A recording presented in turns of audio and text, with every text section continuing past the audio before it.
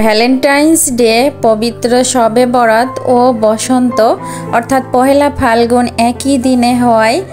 তো এই যে আমার কিন্তু খুবই মন চাচ্ছিল যে একটু সাজুগুজু করি, অনেক দিন শাড়ি পরি না, এজন্য বাহিরে এসেছি এই যে ফুল কিনতে। অলরেডি ফুল কিনে কিন্তু বাসায় চলে এসেছি। তো আজকে কিন্তু বসন্তের ভিডিওটাই আপনাদের সাথে শেয়ার করব, আশা করি ভালো লাগবে। হ্যালো এভরিওয়ান, আসসালামু আলাইকুম। কেমন আছেন সবাই? আই হোপ সবাই অনেক বেশি ভালো আছেন, সুস্থ আছেন। আমরাও আলহামদুলিল্লাহ ভালো আছি। বরাবরই আমি শাড়ি পরলে কিন্তু এই ধরনের ফুলগুলাই মাথাতে দিয়ে থাকি চুলের সাথে। আর এই ফুলগুলা যা আমার কাছে এত বেশি ফেভারিট, খুবই ফেভারিট কিন্তু। তো এই যে সাদা ফুলটা কিন্তু মাথায় দিতে পারি নাই, খুবই চেষ্টা করছিলাম কিন্তু একা একা পারছিলাম না দিতে। আর এই যে এই ফুলটা কিন্তু আমি চুলে দিয়েছিলাম। আজকে এই যে একদম সিম্পল একটা শাড়ি আমি বের করে নিয়েছি আলমারি থেকে। আর এই কালারের শাড়িটা এটাই পরবো, কারণ এই শাড়িটা কেনার পরে কিন্তু আমি একদিনও পরি নাই। শাড়ি আমার বলতে গেলে একদিনও পরা হয় না, আমি শাড়ি একদমই পরি না, খুব কম পরা হয়। যখন কোনো বিয়ের অনুষ্ঠান হয় তখন হয়তো বা একটু পরি, আর সচরাচর কিন্তু পরাই হয় না। আর সানার বাবাও কিন্তু কখনো আমাকে বলে না যে তুমি শাড়ি পরো, তবে মাঝে মধ্যে কিন্তু খুব ইচ্ছে হয় যে শাড়ি পরি। গরমের দিন আসলে তো শাড়ি তো পরতেই পারি না, কারণ প্রচুর গরম লাগে। আর আমার যেহেতু 3 পিস পরে পরে অভ্যাস, শাড়ি পরে তো একদমই থাকতে পারি না। আর বাসায় তো শাড়ি পরে একদমই থাকতে পারবো না। তো এই যে এখন আমি কিন্তু শাড়িটা সিম্পলভাবে পরে নিয়েছি। বাই দ্য বাই, আমার মেয়েটার কিন্তু খুবই কাশি হয়েছে, তো ভয়েস ওভার করার পর সময় ও একটু কাশি দিচ্ছে, প্লিজ একটু অ্যাভয়েড করে চলবেন। আর এদিকে এই যে আমি হালকা করে একটু সাজ দিয়ে নিচ্ছি। অনেক ইচ্ছে কিন্তু আমার পার্লার থেকে একদিন মনের মতো করে সাজবো। তো যেদিন পার্লার থেকে মনের মতো করে সাজবো আপনাদের সাথে অবশ্যই শেয়ার করব। যদি কারোর বিয়ের অনুষ্ঠান হয় আমার বাপের বাড়ি অথবা শ্বশুর বাড়ির, এবার ইচ্ছা আছে যে যার বিয়ের অনুষ্ঠানই হবে, যদি আল্লাহ আমাকে সুস্থ রাখে ইনশাল্লাহ পার্লার থেকে সাজার ইচ্ছা আছে। তো এখন এই যে একটু সাজুগুজু করে নিচ্ছি। আসলে বাসার মধ্যে তো শাড়ি কখনো এভাবে পরি না, তো আজকে পরলাম বসন্ত উপলক্ষে ও ভ্যালেন্টাইন্স ডে উপলক্ষে। যাই হোক, এসব দিবস কিন্তু আমার পালন করা হয় না। যখন স্কুল কলেজে পড়াশোনা করেছি, হোস্টেলে থাকতাম, তখন দেখতাম বড় বড় আপুরা এইগুলা এরকম করে শাড়ি পরে সাজুগুজু করে অনুষ্ঠান করতো। আমাদের হোস্টেলে খুবই জনপ্রিয় ছিল এগুলাতে। পহেলা বৈশাখ, পহেলা ফাল্গুন এগুলাতে খুবই জমজমাট চলতো। তো আপুদের সাথে আমিও কিন্তু শাড়ি পরতাম, সুন্দর করে চুলে খোপাতে ফুল দিতাম। তো আজকে আমার হঠাৎ করে সেই দিনগুলোর কথা মনে পড়ে গেল, তো ভাবলাম যে একটু শাড়ি পরি, কারণ শাড়ি তো একদমই পরা হয় না। তো সুতির এই শাড়িটাই আমি পরে নিয়েছি। আর এদিকে এই যে নিজে তো একটু সাজুগুজু করলাম, মেয়েকেও একটু সাজিয়ে দিচ্ছি। ও চুল একদমই বাঁধতে চায় না, ভাবলাম যে মেয়েটার চুলটা একটু বেঁধে দিই, সুন্দর করে দেখতে ভালো লাগবে। আর ওকে নতুন জামা পরানোর চেষ্টা করছিলাম, কিন্তু ও একদমই গায়ে থেকে এই যে যেটা পরে আছে সেটা খুলবেই না, সে বাসার মধ্যে এটাই পরে থাকবে। যাই হোক, ছোট মানুষের সাথে তো আর বেশি জোর করা যায় না। তো ভিডিওর এই পর্যায়ে সবার কাছ থেকে কিন্তু একটা লাইক চেয়ে নিচ্ছি, প্লিজ একটা লাইক দিয়ে আমার ভিডিও কন্টিনিউ করবেন। আর এরকম লাইফস্টাইল ভিডিও যদি পরবর্তীতেও দেখতে চান অবশ্যই আমার চ্যানেলটি সাবস্ক্রাইব করে রাখবেন। সাবস্ক্রাইব করে পাশে থাকা বেল বাটনের অল অপশনটি প্রেস করে দিবেন, তাহলে আমি যখনই কোনো ভিডিও ছাড়বো আপনার ফোনের নোটিফিকেশনে চলে যাবে, আপনি যখন তখন অ্যাট ফার্স্ট দেখে নিতে পারবেন। আর অলরেডি যারা কাজটি করেছেন তাদেরকে অসংখ্য ধন্যবাদ জানাই। আর এই যে শাড়ি পিনতেছি, যাই হোক শাড়ি পিনতে তো সংসারের কাজকর্মগুলো তো করাই যায় না, কারণ অভ্যাস নাই। আমার সংসারে কাজকর্মগুলো করি কিন্তু আমি এই যে 3 পিস পরেই কিন্তু অভ্যস্ত, সবসময় 3 পিস পরে কাজকর্মগুলো করতে পছন্দ করি, ভালো লাগে। আর এই যে শাড়ি পরে মনে হয় যে কি যে পরেছি, কি ভারী ভারী লাগে মাঝে মধ্যে। যাই হোক, আমার কিন্তু জর্জেট শাড়িও আছে, পাতলা শাড়ি, সেগুলোও কিন্তু আমার পরা হয় না। তো এখন এই যে একটু মোছামুছির কাজ করে নিচ্ছি, কারণ শাড়ি পরে তো কি বলে পটের বিবির মতো বসে থাকলে তো আর হবে না। সংসারের কাজকর্মগুলো তো আর আমার ভূতে এসে করে দিয়ে যাবে না, নিজের সংসারের কাজ তো নিজেকেই করতে হবে। সেই সাজুগুজু করে আর বসে থাকি, আর যেটাই হোক না কেন, অসুস্থই হোক না কেন, অসুস্থ হলেও সংসারের কাজকর্মগুলো এই যে এভাবে হাত পা যদি সুস্থ থাকে করতে হয়। যাই হোক, এই যে আমার এই র্যাক্সিনটা আপনাদের সাথে শেয়ার করি নাই, আমি টি টেবিলের একটা র্যাক্সিন কিনেছি। র্যাক্সিনটা কিন্তু আমার অনেক বেশি পছন্দ হয়েছে, আপনাদেরও ভালো লাগবে। তবে আমি পরবর্তীতে আপনাদের সাথে শেয়ার করব, আজকে এই ভিডিওটা আমি শেয়ার করছি না। আর এই যে বললাম না, পটের বিবির মতো শাড়ি পিন্দে বসে থাকলে তো হবে না, কিচেনে চলে আসলাম। রান্না বান্না তো করা লাগবে, কারণ রান্না বান্না না করলে পেটে খাবার যাবে কিভাবে? পেটে খাবার দাবার দেওয়ার জন্য তো অবশ্যই রান্না বান্না করতে হবে। আর গৃহিণীদের এই যে একটা কিন্তু কথা আছে যে রান্না শেষ তো কাজ শেষ, আসলেই কিন্তু কথাটা একদমই বাস্তব। যার রান্না শেষ তার কাজ শেষ। আর এইদিকে এই যে আমার মেয়েটা আমাকে দেখেন কি করছে, দেখতেই তো পেলেন যে সে আমাকে সাজুগুজু করিয়ে দেওয়ার চেষ্টা করছে। আমি কোথায় আমার মেয়েকে সাজুগুজু করিয়ে দিব, সেই কিনা এই যে আমাকে সাজুগুজু করিয়ে দেওয়ার চেষ্টা করছে। আমার মেয়েটাও না মাঝে মধ্যে দেখি যে আমার মতোই হয়েছে। আমিও ছোটবেলায় খুবই সাজুগুজু করতে পছন্দ করতাম, ঠিক আমার মেয়েটাও এরকম হয়েছে, সে সাজুগুজু করতে চাই।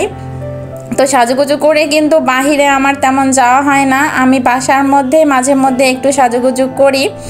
তো এই যে সিম্পলের মধ্যে সাজুগুজু করেছি, এখন মেয়েকে একটু সাজিয়ে দিব। মেয়েও বলছে যে আম্মু তুমি আমাকে একটু সাজিয়ে দাও। তো এই যে মেয়েকে একটু আইলাইনার দিয়ে দিব। আর ও তো ছোট মানুষ, ফেস পাউডার দিতে চাচ্ছিলাম না, কিন্তু এই যে বারবার বলছে আম্মু দাও আম্মু দাও, এই যে ওর মানে ব্যস্ততার কারণে একটু দিয়ে দিচ্ছি মুখে।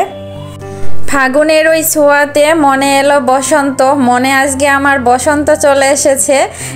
এই যে মানে সেই জন্য কিন্তু রঙে রঙিন হয়ে যাচ্ছি একটু। যাই হোক, গাছে গাছে এখন ফুল ধরবে, ফল ধরবে, সরি ফল তো না, ফুল ধরবে, নতুন নতুন পাতা গজাবে। দেখতে কিন্তু এই সময়ের প্রকৃতিটা সেই সুন্দর লাগে।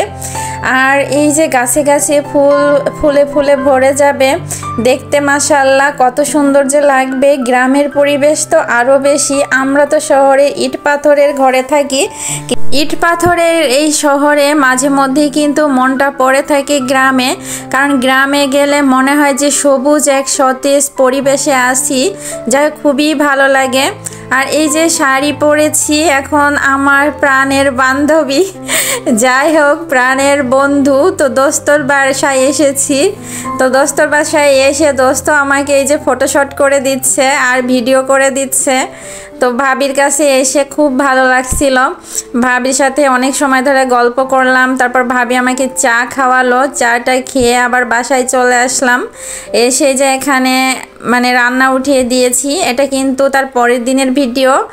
যাই হোক, রান্না করছি এখানে পাঙাশ মাছ আর কি, পাঙাশ মাছের বড় মাথা। তো এই মাথা আজকে ভুনা করব, কারণ আমার ডায়েট চলছে। ডায়েটে আর কি এই যে এক পিস মাথা খেলেই কিন্তু, মাছের মাথা খেলে আমার পেট ভরে যাবে। তা চিন্তা করলাম যে তাহলে এটাই রান্না করি। তো এই যে সুন্দর করে কিন্তু মাছের মাথাটা আমি ভেজে নিয়েছি, কারণ মাছের মাথাটা ভালো করে না ভাজলে কিন্তু খাওয়া যায় না। আর আমি যে কোনো মাছই কিন্তু সুন্দর করে ভেজে তারপরে খেয়ে থাকি। যাই হোক, একটা কথা খুবই চিন্তা করছি যে যারা সব সময় শাড়ি পরে থাকে, আমার মা চাচিরা কিন্তু সব সময় শাড়ি পরে থাকে, আমার শাশুড়িরা কিন্তু সব সময় শাড়ি পরে থাকে। তো চিন্তা করি যে তারা কিভাবে রাত দিন 24 ঘন্টা পরে থাকে। আসলে সব কিছুই কিন্তু অভ্যাস আসলে এমন একটা জিনিস, আপনি যেটার অভ্যাস করবেন সেটাতেই কিন্তু অভ্যস্ত হয়ে যাবেন। আর আমার যেহেতু শাড়ি পরার অভ্যাস নাই, সেহেতু আমি 3 পিস পরারই বেশি অভ্যাস। এজন্য 3 পিস পরে সংসারে সমস্ত কাজকর্মগুলো করতে আমার ইজি ফিল করি। যাই হোক, এখানে এই যে আমি, এটা কিন্তু তার আগের দিনের ভিডিও, এখানে আমি একটু ছোট মাছ চচ্চড়ি করে নিচ্ছি। এখানে আলু তারপর বেগুন দিয়ে বেলে মাছ দিয়ে চচ্চড়ি করব, আর সাথে একটা টমেটো কেটে দিয়েছি। আরেক পাশে চুলাতে আমি আরেকটা সবজি করে নিব। এখানে যে পুঁই ফল দিয়ে একটা আলু কেটে দিয়েছি। পুঁই ফল তো আমি সচরাচর ভেজেই খাই, যেহেতু এখন আমার ডায়েট চলছে। খাবার দাবার কিন্তু আমার একটু অন্যরকমভাবে রান্নাবান্না করতে হবে, ভাজি করলে কিন্তু আমি খেতে পারবো না। আর যেহেতু শুধু সবজি খেতে হয় আমার, এই জন্য চিন্তা করলাম যে তাহলে এইভাবে একটু হালকা হালকা কাদা কাদা আর কি ঝোল রাখবো, এই তরকারিটা খেতে ভালো লাগবে। আর চচ্চড়িতেও আমি হালকা হালকা মানে কাদা কাদা ঝোল রাখছিলাম যাতে আমার খেতে সুবিধা হয়। সানায়ের বাবা তো এগুলা খাবার মানে এরকম করে রান্না করলে খেতেই চায় না, কিন্তু এখন কিচ্ছু করার নাই। আমার যেহেতু ডায়েট চলছে, আমি ভাত খাচ্ছি না, এজন্য আমাকে এভাবেই কিন্তু সবজি খেতে হবে। সবজি খাচ্ছি, মাছ মাংস সবই খাচ্ছি, কিন্তু ডিম খাই প্রতিদিন একটা করে সিদ্ধ করে। তারপর গ্রিন টি, চা, কফি এগুলা চলছে আমার, বাদাম, কারণ এগুলা না খেলে তো আমি বাঁচতে পারবো না। যেহেতু আমার রুটি বা ভাত এগুলো আমার টোটালি বন্ধ। আর চিনিযুক্ত খাবার কিন্তু খাচ্ছি না, চিনিযুক্ত খাবার থেকে সব সময় আমি অ্যাভয়েড করতে চাই, কারণ সুগারের ভয় পাই আমি। এজন্য আমার কিন্তু প্রি ডায়াবেটিসের সমস্যা আছে, এখনও পুরোপুরি ওইভাবে ডায়াবেটিস হয় নাই, কিন্তু মানে আমি যদি কন্ট্রোলে থাকি ইনশাল্লাহ আমার এভাবেই আমি থাকতে পারবো। আর আল্লাহর রহমত থাকলে অবশ্যই সুস্থ থাকতে পারবো। আল্লাহর কাছে সব সময় একটা জিনিসই চাই যে আল্লাহ তুমি আমাকে সব সময় সুস্থ রাখো, কারণ আমি সুস্থ থাকলে আমার সংসারের কাজকর্মগুলো কিন্তু আমি সুন্দরভাবে করতে পারবো, আমার সন্তানের জন্য খাবার দাবার রান্না বান্না করতে পারবো। আর আমি যদি অসুস্থ থাকি আমার সন্তানের জন্য কিন্তু খাবার দাবার রান্না করতে পারবো না, আর ওকে খাওয়াতেও পারবো না, যত্নও নিতে পারবো না। এই জন্য সবসময় আল্লাহর কাছে এই জিনিসটাই চাই। শুধু আমি বলে না, প্রত্যেকটা গৃহিণীরই কিন্তু সুস্থ থাকা প্রয়োজন, কারণ তারা যদি সংসারে অসুস্থ হয়ে পড়ে থাকে পুরো সংসারটাই কিন্তু এলোমেলো হয়ে যায়। আর একজন গৃহিণী যখন অসুস্থ হয়ে বিছানায় পড়ে থাকে তখন সংসারে কাজকর্মগুলো কিন্তু সে করতে পারে না, তার হাতে গোছানো সব কিছুই কিন্তু এলোমেলো হয়ে যায়, ইভেন নষ্ট পর্যন্ত হয়ে যায়। আমি যদি 2 দিন আমার সংসারে কোনো হাত না দিই, মানে কোনো কাজকর্ম না করি, আমার সংসারে কিন্তু বেহাল অবস্থা হয়ে যায়, মানে খুবই দুর্দশা হয়ে যায়। আর সানায়ের বাবা যদি কখনো কিচেনে এসে এটা সেটা করে, ও তো পরিষ্কার পরিচ্ছন্ন ছেলে মানুষ, পরিষ্কার পরিচ্ছন্ন করে কোনো কাজ করবে না, হয়তো করবে একটা ডিম ভাজি করতে আসলেও কিন্তু চুলার চারপাশে তেল পড়ে থাকবে, মানে একটা নেস্টিক মার্কা হয়ে থাকে। আমি মাঝে মধ্যে বলি যে তোমার কিচ্ছু করা লাগবে না, আমি করে দেব, কারণ তুমি কিচেনে ঢোকা মানে আমার জিনিসপাতিতে আরও মানে নোংরা হওয়া, আরও মানে জিনিসগুলো নষ্ট হয়ে যাবে। যাই হোক, ছেলে মানুষগুলা তো এভাবে মেয়েদের মতো পরিষ্কার পরিচ্ছন্ন হয়ে কাজ করতে পারে না। আমি এই যে রান্না বান্না করি আবার সাথে সাথেই কিন্তু চুলা মুছে ফেলি যাতে কোথাও একটু তেল বেঁধে না থাকে, এত পরিষ্কার করে রাখার চেষ্টা করিও, তারপরেও আমার নিজের কাছে মনে হয় যে মানে ভালোভাবে পরিষ্কার করতে পারলাম না। আর আমার কিচেনটা কিন্তু একদমই ছোট কিচেন, আর ছোট কিচেন কিন্তু আমার কাজ করতে অনেক বেশি কষ্ট হয়, তারপরেও আমি গুছিয়ে নেওয়ার চেষ্টা করি সব সময়। আর ডাইনিংটা যেহেতু আমার বড় আছে, এই বাসাটা আলো বাতাস যেহেতু পর্যাপ্ত আসে বলে আমি ছাড়ি না। যাই হোক, ভিডিও শেষ পর্যায়ে চলে এসেছি। সবাই অনেক বেশি ভালো থাকবেন, সুস্থ থাকবেন। আল্লাহ হাফেজ, আসসালামু আলাইকুম।